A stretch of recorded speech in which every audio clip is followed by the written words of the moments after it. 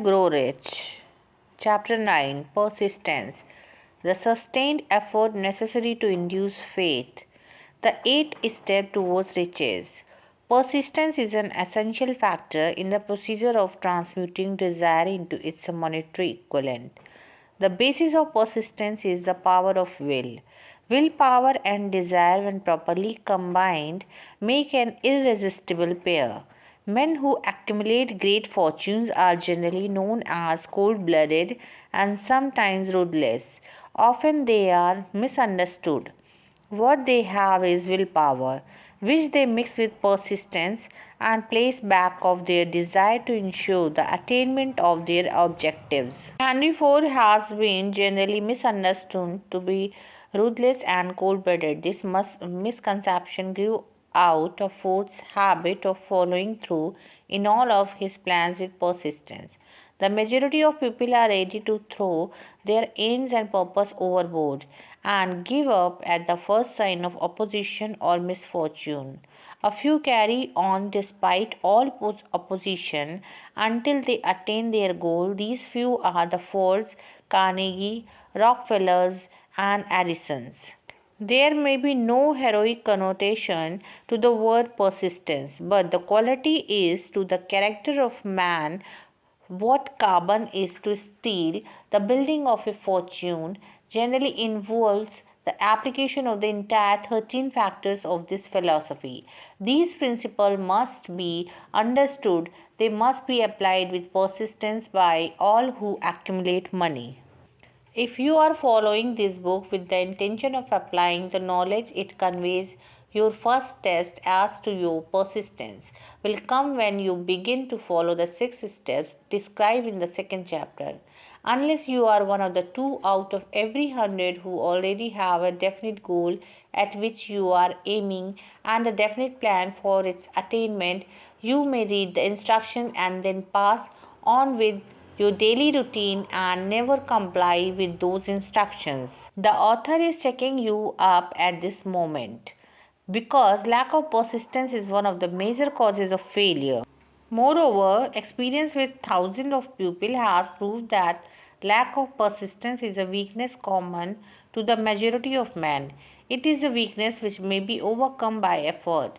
The ease with which lack of persistence may be conquered will depend entirely upon the intensity of one's desire.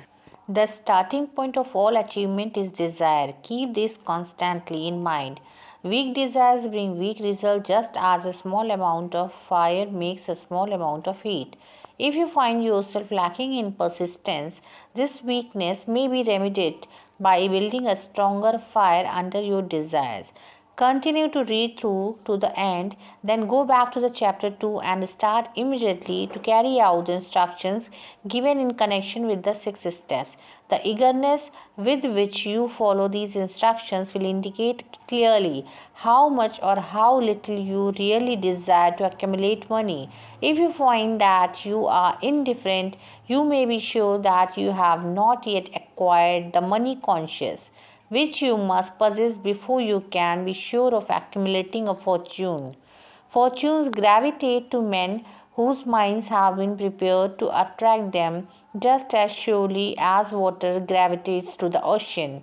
In this book may be found all the stimuli necessary to attune any normal mind to the vibration which will attract the object of one's desire.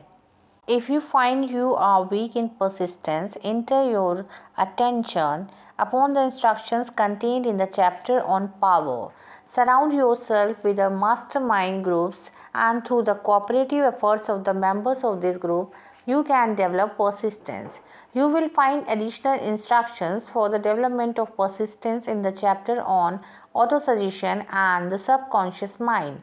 Follow the instructions outlined in these chapters until your habit's nature hands over to your subconscious mind a clear picture of the object of your desire. From that point on, you will not be handicapped by lack of persistence.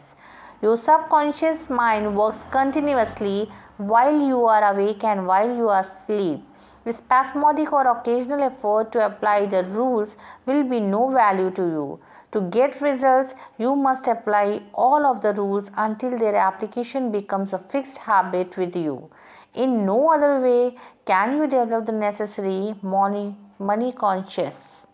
Catch the full significance of the statement in the preceding paragraph and you will understand the importance of persistence in the accumulation of a fortune. Without persistence, you will be defeated even before you start. With the persistence, you will win. If you have ever experienced a nightmare, you will realize the value of persistence. You are lying in the bed half awake with the feeling that you are about to smother. You are unable to turn over or to move muscles. You realize that you must begin to regain control over your muscles.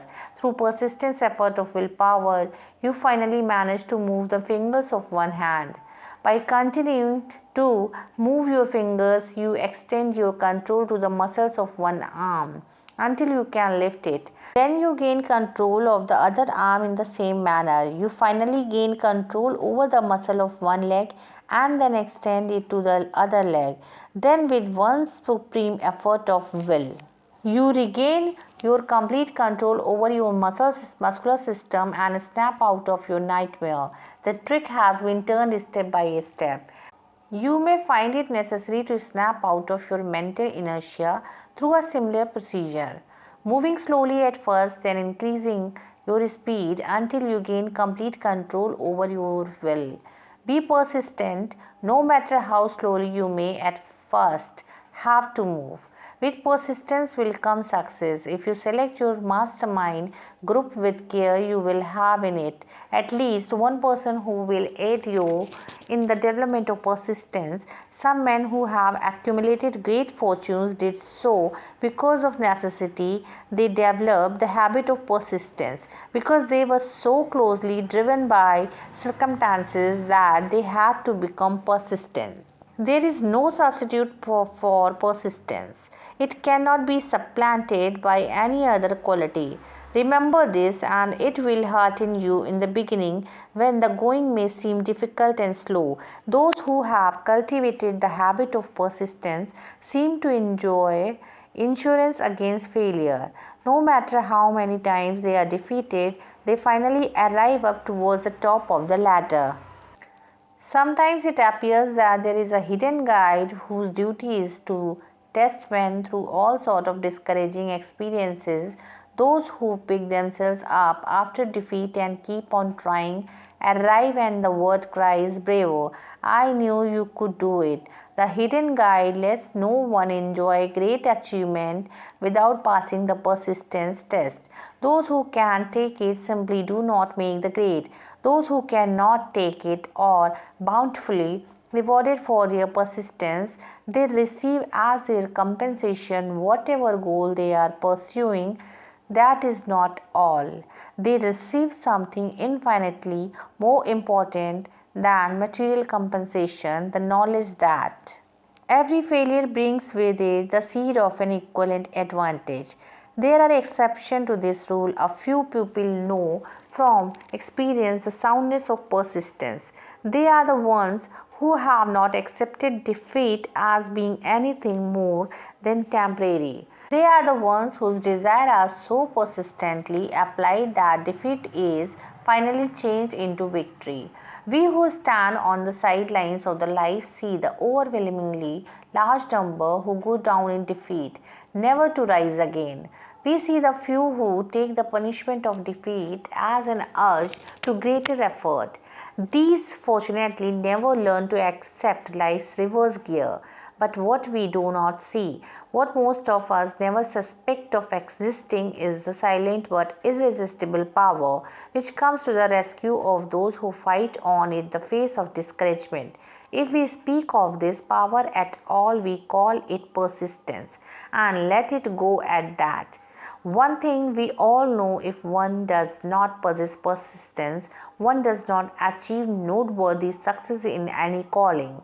As these lines are being written, I look up from my work and see before me, less than a block away, the great mysterious Broadway, the graveyard of dead hopes, and the front porch of opportunity. From all over the world, people have come to Broadway seeking fame, fortune, power, love, or whatever it is that human being calls success. Once in a great while, someone steps out from the long procession of seekers, and the world hears that another person has mastered Broadway. But Broadway is not easily, not quickly conquered. She acknowledged talents, recognized genius, pays off with money only after one has refused to quit. Then we know he has discovered the secret of how to conquer Broadway. The secret is always inseparably attached to one word: persistence. The secret is told in the struggle of Fanny Hurst, whose persistence conquered the Great White Way. She came to New York in 1915 to convert writing into riches. The conversion did not come quickly, but it came. For 4 years, Miss Hurst learned about the sidewalks of New York from first-hand experience. She spent her days laboring and her nights hoping. When hope grew dim, she did not say, "All right, Broadway, you win." She said, "Very well, Broadway, you may whip some, but not me. I am going to force you to give up." One publisher, the Saturday Evening Post, sent her 36 rejection slips before she broke the ice and got a story across. The average writer, like the average in other walks of life, would have given up the job when the first rejection slip came. She pounded the pavements for 4 years to the tune of the publisher's no, because she was determined to win. Then came the payoff. The spell had been broken. The unseen guide had tested Fanny Hurst, and she could take it. From that time on, publishers made a beaten path to her door. Money came so fast she hardly had time to count it. Then the moving picture men discovered her, and money came not in small change, but in floods. The moving pictures right to her latest novel, Great Laughter, brought $1 million, said to be the highest price ever paid for a story before publication. Her royalties from the sale of the book probably will run much more. Briefly, you have a description of what persistence is capable of achieving. Fanny Hurst is no exception. Wherever men and women accumulate great riches, you may be sure they first acquired persistence. Broadway will give in any beggar a cup of coffee and a sandwich, but it demands persistence of those who go after the big stakes. Kate Smith will say amen when she reads this. For years she sang without money and without price before any microphone she could reach. Broadway said to her, "Come and get it if you can take it." She did take it, until one happy day Broadway got tired and said, "Oh, what is the use? You don't know when you are whipped. So name your price and go to the work in earnest." Miss Smith named her price. It was plenty, away up in a figure so high that 1 week's salary is far more than most people make in a whole year. Verily, it pays to the persistence. And here is an encouraging statement which carries with it a suggestion of great significance. Thousands of singers who excel Kate Smith are walking up and down Broadway looking for a break without success. Countless others have come and gone. Many of them sang well enough, but they failed to make the grade because they lacked the courage to keeping on, until Broadway became tired of turning them away. Persistence is a state of mind, therefore it can be cultivated. Like all state of mind, persistence is based upon definite cause, among them these: definiteness of purpose. Knowing what one wants is the first and perhaps the most important step towards development of persistence. A strong motive forces one to surmount many difficulties. Desire. It is comparatively easy to acquire and to maintain persistence in pursuing the object of intense desire. Self-reliance. Belief in one's ability to carry out a plan encourages one to follow the plan through with persistence. Self-reliance can be developed through the principle described in the chapter on autosuggestion.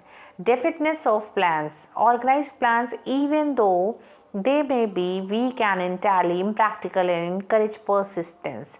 Accurate knowledge. Knowing that what's a plan are sound based upon experience or observation encourages persistence. Guessing instead of knowing destroys persistence. Cooperation, sympathy, understanding, and harmonious cooperation with others tend to develop persistence. Willpower, the habit of concentrating one's thoughts upon the building of plan for the attainment of a definite purpose. Habit, persistent is the direct result of habit. The mind absorbs and becomes a part of the daily experiences upon which it feeds. Fear, the worst of all enemies, can be effectively cured by forced repetition of quote 8 of courage. Everyone who has seen active services in war knows this. Before leaving the subject of persistence, take inventory of yourself and determine in what particular, if any, you are lacking in this essential quality. Measure yourself courageously, point and see how many of the 8 factors of persistence you lack. The analysis may lead to the discoveries that will give you a new grip on yourself. Symptoms of lack of persistence.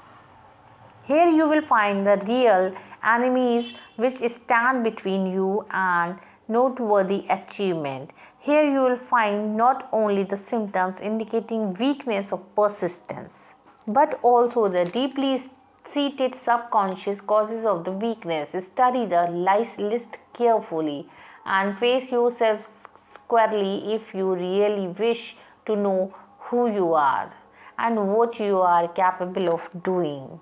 These are the weaknesses which must be mastered by all who accumulated riches.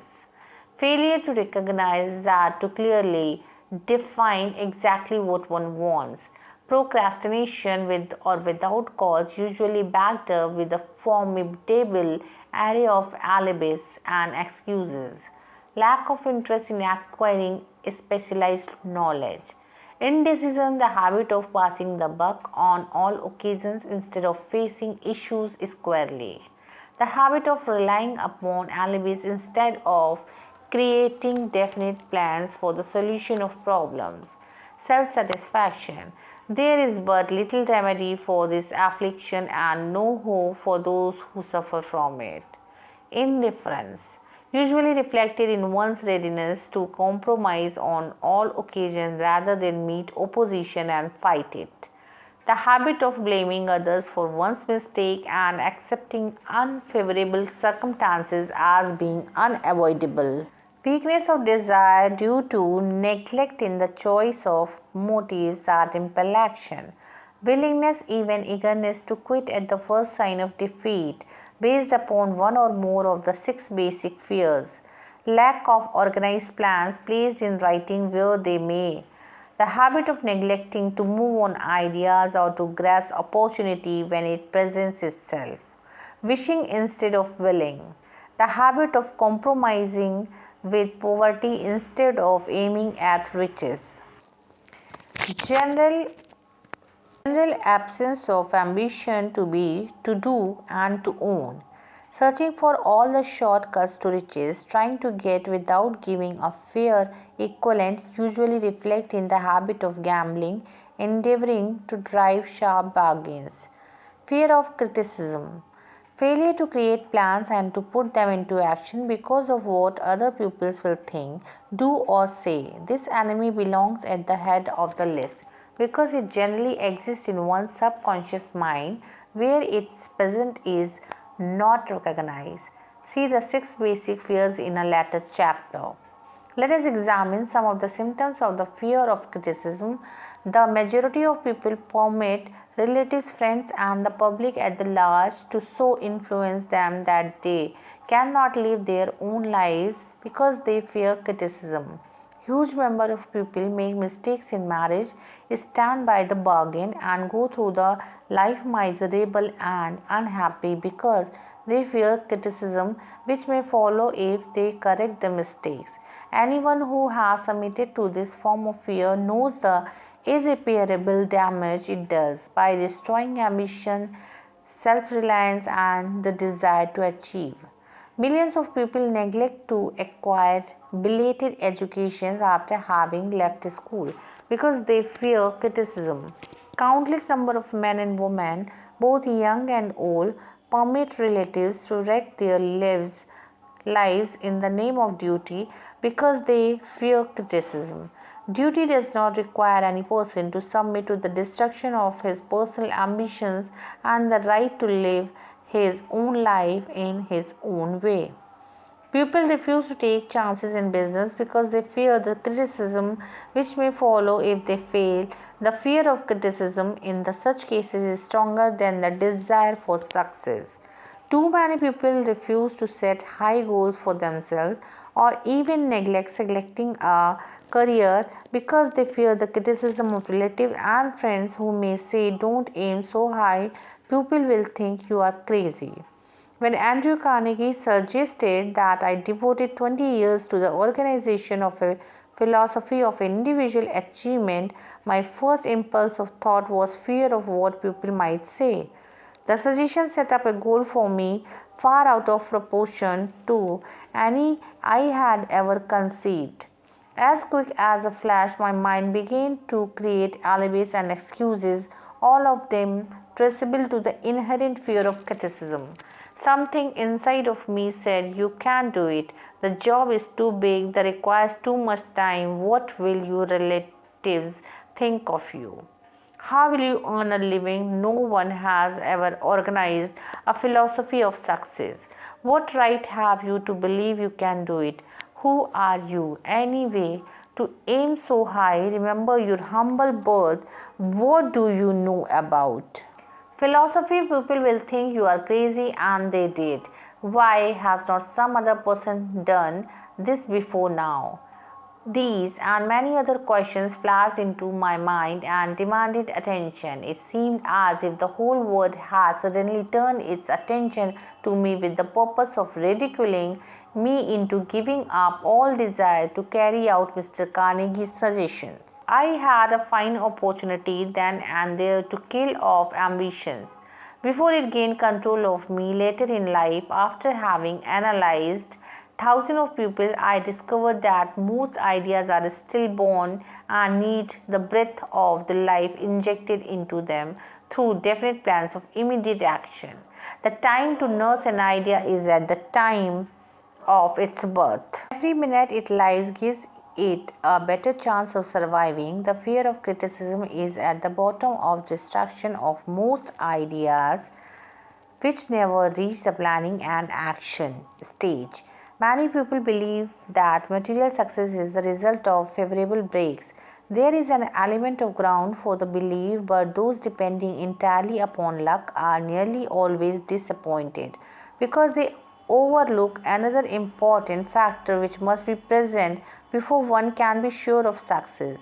It is the knowledge with which favorable breaks can be made to order. During the Depression, W.C. Fields, the comedian, lost all his money and found himself without income, without a job, and his means of earning a living no longer existed. Moreover, he was past 60. When many men consider themselves old, he was so eager to stage a comeback that he offered to work without pay in a new field, movies. In addition to his other troubles, he fell and injured his neck. Too many that would have been the place to give up and quit, but Fields was persistent. He knew that if he carried on, he would get the breaks sooner or later, and he did get them, but not by chance. Mary Dressler found herself down and out with her money gone and no job. When she was about 60, she too went after the breaks and got them. Her persistence brought an astounding triumph late in life. long beyond the age when most men and women are done with ambitions to achieve. Eddie Cantor lost his money in 1929.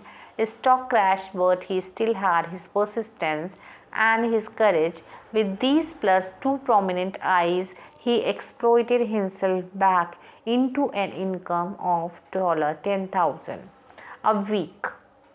Verily, if one has persistence, one can get along very well without many other qualities. The only break anyone can afford to rely upon is a self made break. These come through the application of persistence. The starting point is definiteness of purpose. Examine the first 100 people you meet, ask them what they want most in life, and 98 of them will not be able to tell you. If you press them for an answer, some will say security, many will say money, a few will say happiness, others will say fame and power, and still others will say social recognition, ease in living, ability to sing, dance, or write. But none of them will be able to define these terms to give the slightest indication of a plan by which they hope to attain these vaguely expressed wishes. Riches do not respond to wishes, they respond only to definite plans, backed by the definite desire through constant persistence. How to develop persistence? There are four simple steps which lead to the habit of persistence. They call for no great amount of intelligence, no particular amount of education, and but little time or effort. The necessary steps are a definite purpose backed by burning desire for its fulfillment, a definite plan expressed in continuous action, a mind closed tightly against all negative and discouraging influences, including negative suggestions of relatives, friends, and acquaintances, a friendly alliance with one or more persons who will encourage one to follow through with both plan and purpose. These four steps are essential for success in all walks of life. The entire purpose of the 13th principle of this philosophy is to enable one to take these four steps as a matter of habit. These are the steps by which one may control one's economic destiny. They are the steps that lead to the freedom and independence of thoughts. They are the steps that lead to riches in small or great quantities. They lead the way to power, fame, and worldly recognition. They are the four steps which guarantee favorable breaks. They are the steps that convert dreams into physical realities. They lead also to the mastery of fear, discouragement, indifference. There is a magnificent reward for all who learn to take these four steps.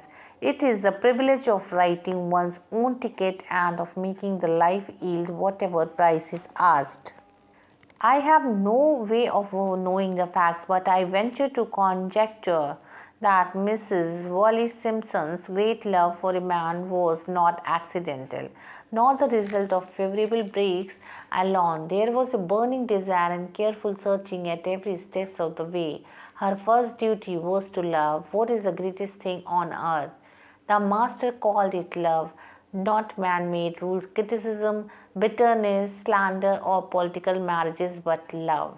She knew what she wanted, not after she met the Prince of the Wales, but long after, before that, twice when she had failed to find it. She had the courage to continue her search, to thine own self be true, and it must follow as the night the day, though canst not then be false to any man. Her rise from obscurity was of the slow, progressive, persistent order, but it was sure.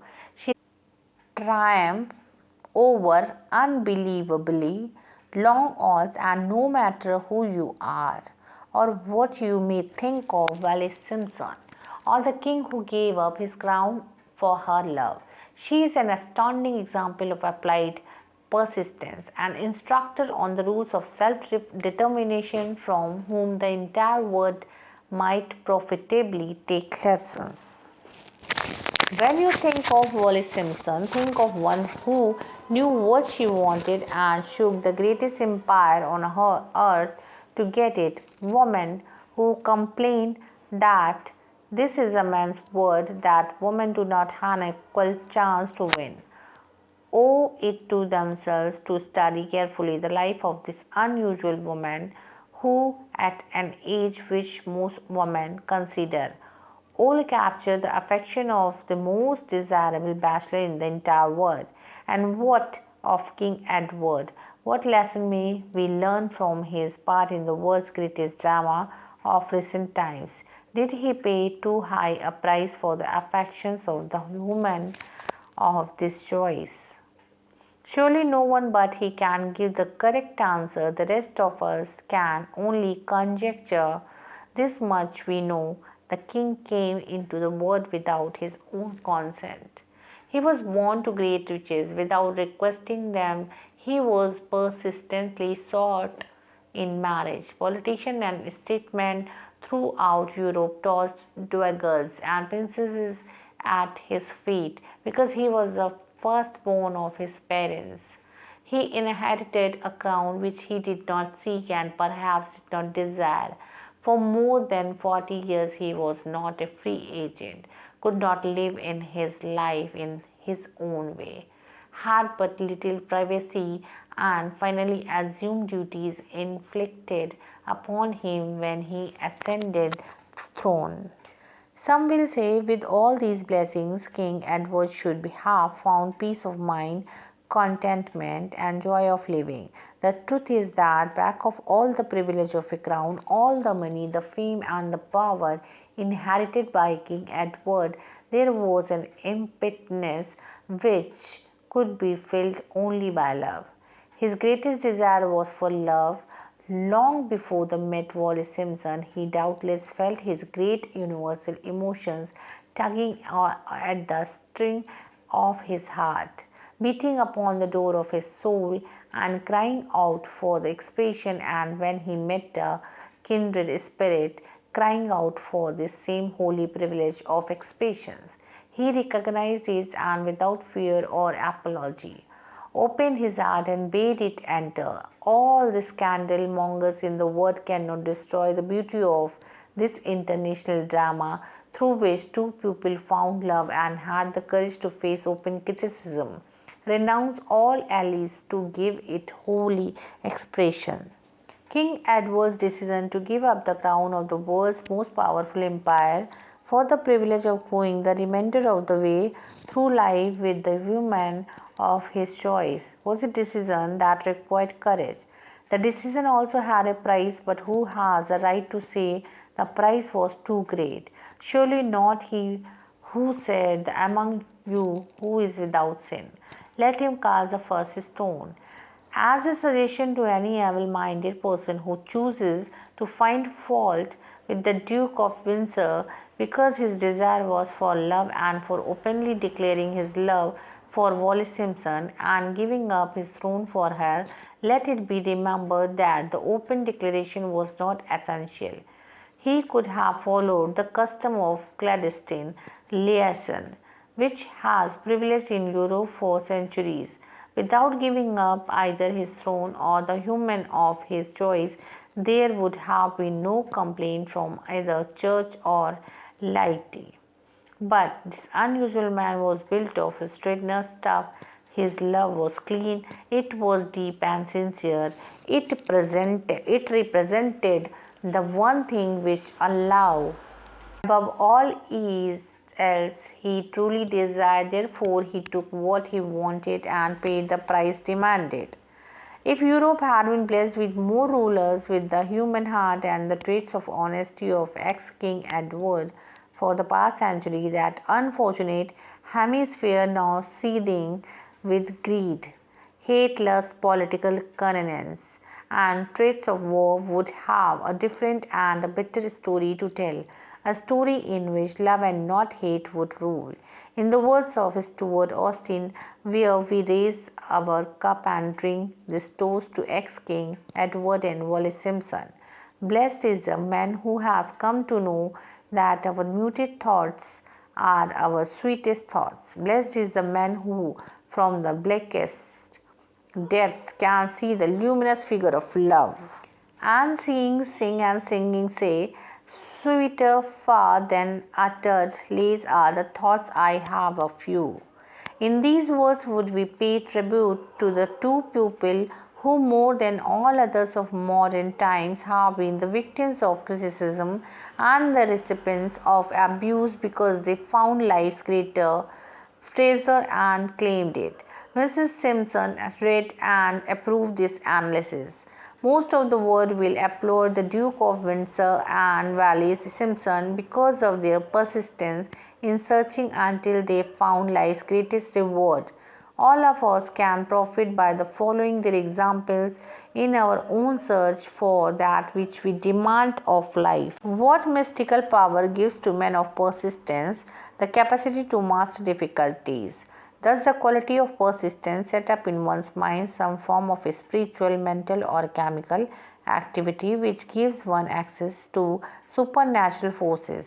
Does infinite intelligence throw itself on the side of the person who still fights on after the battle has been lost, with the whole world on the opposing side? These and many other similar questions have arisen in my mind as I have observed men like Henry Ford, who started at scratch and built an industrial empire of huge proportions, with little else in the way of a beginning but persistence, or Thomas A. Edison, who with less than 3 months of schooling became the world's leading inventor and converted persistence into the talking machine, the moving picture machine, and the incandescent light, to say nothing of half 100 other useful inventions. I had the happy privilege of analyzing both Mr. Edison and Mr. Ford year by year over a long period of years, and therefore the opportunity to study them at close range. So I speak from actual knowledge when I say that I found no quality save persistence in either of them that even remotely suggested the major source of their stupendous achievement. As one makes an impartial study of the prophets, philosopher, miracles men, and religious leader of the past, one is drawn to the inevitable conclusion that persistence, concentration of effort, and definiteness of purpose were the major source of their achievement. Consider, for example, the strange and fascinating story of the Muhammad. Analyze his life, compare him and men of achievement in this modern age of industry and finance, and observe how they have one outstanding trait in common: persistence. If you are keenly interested in studying the strange power which gives potency to persistence, read a biography of Muhammad, especially the one of Asset Bey.